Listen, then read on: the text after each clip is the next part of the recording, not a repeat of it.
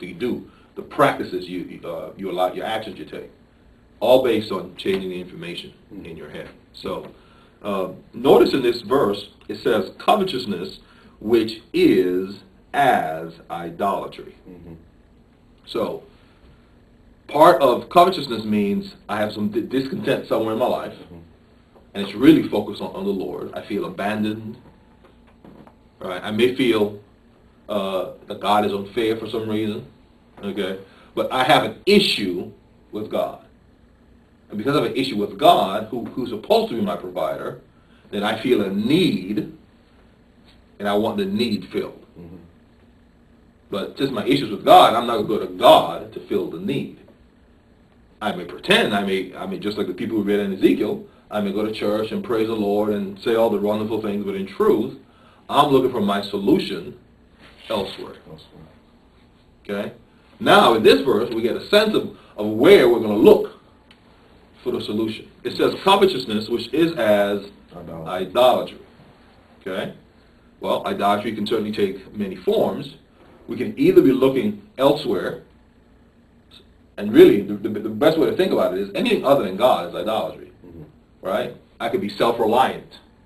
Because I have a need, I become self-reliant. And we know in the world, we all started from that perspective. You're supposed to mature in the world and become self-reliant, independent. Well, if I keep that thinking in the Lord, then I'm always warring against God. Because He says, give it up, forsake all, deny yourself. Yet I'm still trying to rely on myself. Well, if it's not myself I'm relying on, then I'm relying on the world system. Right? God has a path for me to follow through which He promises a reward. Of course, His reward is with Jesus. So in other words, we get the reward when Jesus returns. Jesus says, my reward is with me. We know that's life everlasting and life with God. But now, since I've already put a hand to God, speak to the hand God, I'm looking for that need to be satisfied, either within myself, and more than likely it's not going to be within myself since I'm the one with the need, or outside of God, which is really the world. So let's keep that in mind as we continue looking at this thing. You know, there's I don't know how old this saying is, but it's a familiar saying. It says the grass is always greener on the other side of the fence. All right? And the only person that would utter that is someone that can't see that their grass is green. Right. Wow. Okay? That's a true proverb of discontent. I'm always looking elsewhere for what I deem to be good, but it's not where I'm at. Right. The grass is always green on the other side of the fence. And when a Christian is doing that, then the word starts becoming invalid. Right. Because this is not where they're going to fill their need. They may go through all the motions, and people in the church may say, oh, how holy he or she is. But they're not. It's just an act. They're just like Ezekiel 30:30. Coming to church and looking holy, but their heart is going after their covetousness.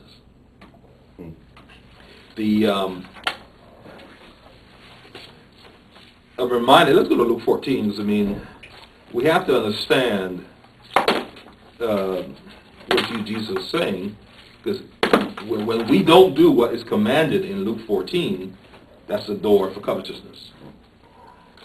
And I'm going to read, really, verse 26 through 33 of Luke 14.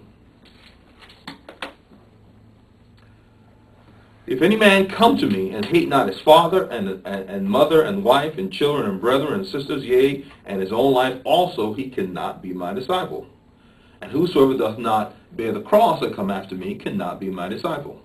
For which of you intending to build a tower sitteth not down first and counteth the cost, whether he has sufficient to finish it?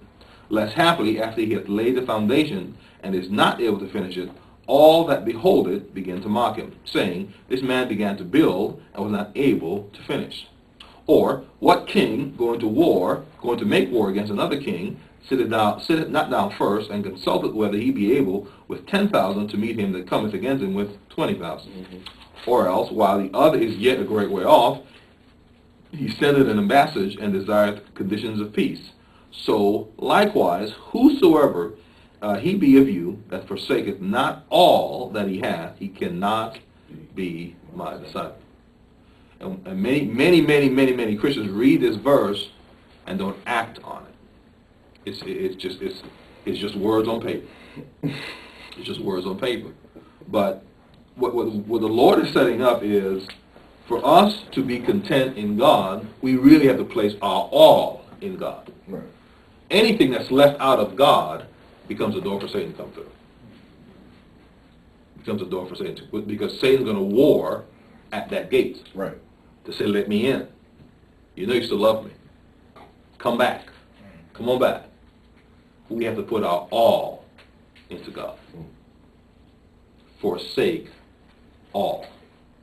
And it's not an easy concept because he uses some very strong words here. In first verse of 26, he's talking about our relationships, both with ourselves and with all others. People who normally you use the words love for. But he says, if a man come to me and hate not his father and his mother and his wife, and oh my gosh. Because here's the thing. If all my love is given to God, then the only thing I have left to give is hate. You understand that? If all my love, I have nothing else to give. If I was going to give it myself, I'm drained. Wow, so I would have to tap into something else. Either I have to tap into the love of Satan, which is hate,